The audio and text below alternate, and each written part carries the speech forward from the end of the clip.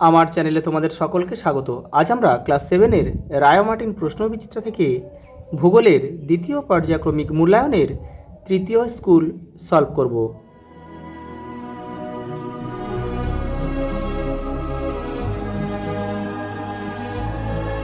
দেখো, প্রথম প্রশ্ন, সঠিক উত্তরটি বেছে নিয়ে লেখো।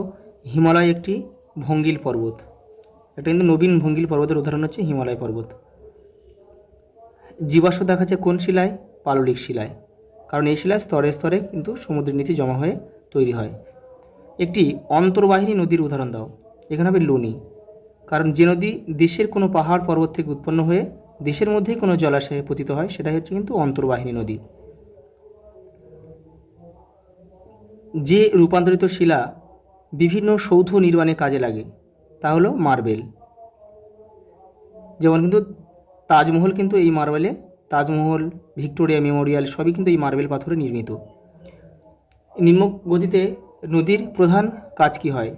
নিম্নগতিতে নদীর প্রধান কাজ হবে সঞ্চয় কাজ। এই যে অপশান ডি আমাদের সঠিক উত্তর। আর ক্ষয় কাজ কিন্তু উচ্চগতিতে, আর বহন কাজ হয় নদীর মধ্যগতিতে। মরুভূমিতে দল বেঁধে যখন উট চলে তখন তাকে কী বলে? ক্যারাভান। ভিক্টোরিয়া জলপ্রপাত যে নদীতে সৃষ্টি হয়েছে সেটা হচ্ছে জাম্বেসি। ভূমধ্যসাগর আফ্রিকা মহাদেশের কোন দিকে অবস্থিত? একদম কিন্তু উত্তরে, একদম মাথায় অবস্থিত আফ্রিকা, অর্থাৎ উত্তর দিকে অবস্থিত। বাতাসে, মাটিতে বাতাস থাকে কত পার্সেন্ট? 25%। পরেরটা দেখো, ড্রাকেন্সবার্গ পর্বত থেকে উৎপন্ন নদীটির নাম হলো অরেঞ্জ। দেখো লাস্ট একের দাগে, সাহারার শুকনো নদী খাতে কী বলে? ওয়াদি। দেখো পরের প্রশ্ন, এক কথায় উত্তর দাও। আফ্রিকা ও ইউরোপ কোন প্রণালী দ্বারা বিচ্ছিন্ন? জিব্রাল্টার। জিব্রাল্টার প্রণালী দ্বারা বিচ্ছিন্ন। ব্যবচ্ছিন্ন মালভূমির একটি উদাহরণ দাও। ভারতের ছোট নাগপুর মালভূমি হচ্ছে ব্যবচ্ছিন্ন মালভূমির একটি উদাহরণ। ছোট নাগপুর। আগ্রা শহরটি কোন দুটি নদীর দোয়াব অঞ্চলে অবস্থিত? আগ্রা হচ্ছে গঙ্গা ও যমুনা। ওটা দেখো,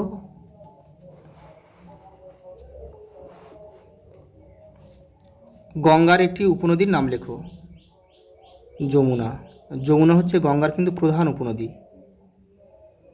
পরেটা দেখো, মাটির সৃষ্টির একটি উপাদানের নাম লেখো। জল, বাতাস। পরেটা দেখো, ভারতের একটি প্রাচীন ভঙ্গিল পর্বতের নাম লেখো। আরাবল্লী।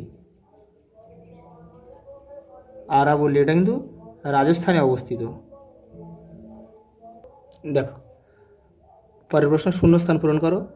কোন মাটির দানাগুলি বেশ ফাঁকা বেশি? এটা হবে বেলে মাটি।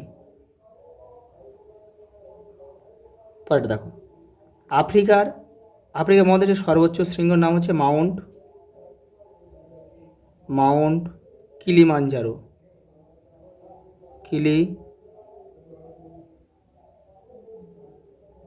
Mount Kilimanjaro. গিনি উপকূল অঞ্চলে খামসিনকে কি বলে? হারমাটান।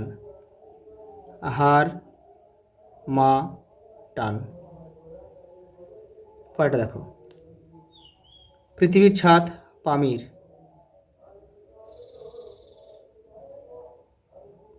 মালভূমিকে বলা হয়।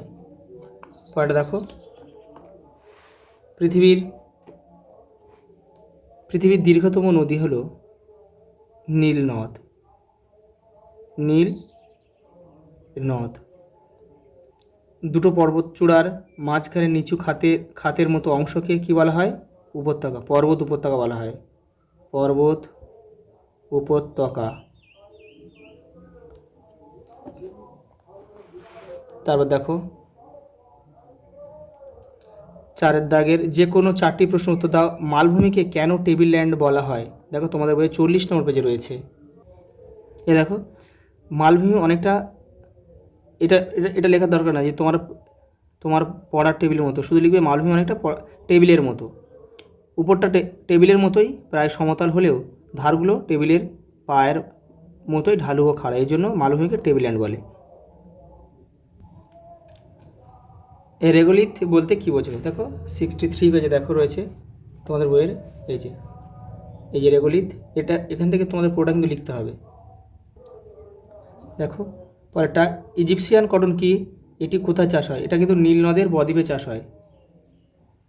নীল নদের বদ্বীপ অঞ্চলে চাষ হয়। আর ইজিপশিয়ান কটনটা কি, দেখো 114 নম্বর পেজে রয়েছে। দেখো দেখো নতুন পলি পড়া, উর্বর মাটিতে গম, বার্লি, ধান, আখ, মিলেট প্রভৃতি ফলে চাষ হয়। দেখো নীল নদের বদ্বীপ অঞ্চলে প্রচুর লম্বা আঁশের তুলোর চাষ হয়, সারা বিশ্ব জুড়ে যা ইজিপশিয়ান কটন নামে পরিচিত।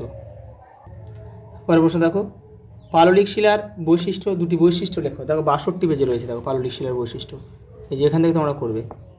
এই যে এই কাকে বলের মধ্যেই কিন্তু বৈশিষ্ট্য রয়েছে, দেখো তাও তো আলাদা করে এখানে দেওয়া রয়েছে। দেখো পাললিক শিলা নরম, এই একটা বৈশিষ্ট্য, সহজে ভেঙে যায়।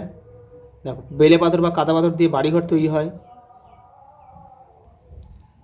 পরে দেখো মিয়েন্ডার কি, 55, এই যে এখান থেকে কিন্তু তোমাদের লিখতে হবে। নদীর আঁকাবাঁকা গতিপথকে কিন্তু মিয়েন্ডার বলে, যেহেতু 2 আছে সেহেতু তোমাদের কিন্তু এখান থেকে পুরোটা লিখতে হবে। পরেরটা দেখো, নিত্যবাহ নদী ও অনিত্যবাহ নদীর মধ্যে 3টি পার্থক্য লেখো। দেখো 51 নম্বর পেজে রয়েছে তোমাদের বইয়ে।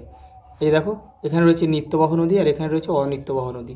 তোমরা কী পার্থক্য লিখবে? যে নিত্যবাহ নদীতে সারা বছর জল থাকে, অনিত্যবাহ নদীতে সারা বছর জল থাকে না। এবার লিখবে কি, নিত্যবাহ নদীগুলি পার্বত্য অঞ্চল থেকে সৃষ্টি হয় আর অনিত্যবাহ নদীগুলি মালভূমি অঞ্চল থেকে সৃষ্টি হয়। নিত্যবাহ নদীগুলি বরফ গলা জলে পৃষ্ট আর অনিত্যবাহ নদীগুলি বৃষ্টির জলে পৃষ্ট। 3টে হয়ে গেল। একটা করে উদাহরণ দিয়ে দেবে। পরেরটা দেখো, চিত্রসহ ব্যাখ্যা করো অশ্বক্ষুরাকৃতি হ্রদ। 55 নম্বর পেজে তোমাদের বইয়ের উত্তরটা রয়েছে। এই যে এখান থেকে করবে। নদীর বাঁকের একদিকের জলস্রোত বেশি থাকে, এখান থেকে এই পর্যন্ত করবে। পরের প্রশ্ন দেখো, বহুমুখী নদী পরিকল্পনার সংজ্ঞা, উদ্দেশ্য লেখো। সংজ্ঞাটা রয়েছে তোমাদের বইয়ের 114 নম্বর পেজে রয়েছে। দেখো এই যে, যখন বহু উদ্দেশ্যকে সামনে রেখে নদীতে বাঁধ তৈরি করা হয় তখন তাকে বহুমুখী নদী পরিকল্পনা বলে। উদ্দেশ্যগুলো দেখো এপারে রয়েছে অনেকগুলো। দেখো পর্যটন, জলসেচ, বন্যা নিয়ন্ত্রণ, জলবিদ্যুৎ উৎপাদন, জল পরিবহন আর মাছ চাষ। পরের প্রশ্ন দেখো, কোন মহাদেশকে অন্ধকারাচ্ছন্ন মহাদেশ বলা হয়? আফ্রিকা। আফ্রিকাকে দেখো কেন বলা হয়? 102 নম্বর পেজে রয়েছে। দেখো তোমাদের বইয়ের উত্তরটা, এই যে দেখো, এই যে এখান থেকে এটা লিখে দেবে। পরের প্রশ্ন দেখো, মানব জীবনে নদীর 3টি প্রভাব লেখো। এই যে রয়েছে যে আমাদের জীবনে নদীর প্রভাব, এই যে এই বক্সের মধ্যে রয়েছে, এখান থেকে তোমরা লিখবে।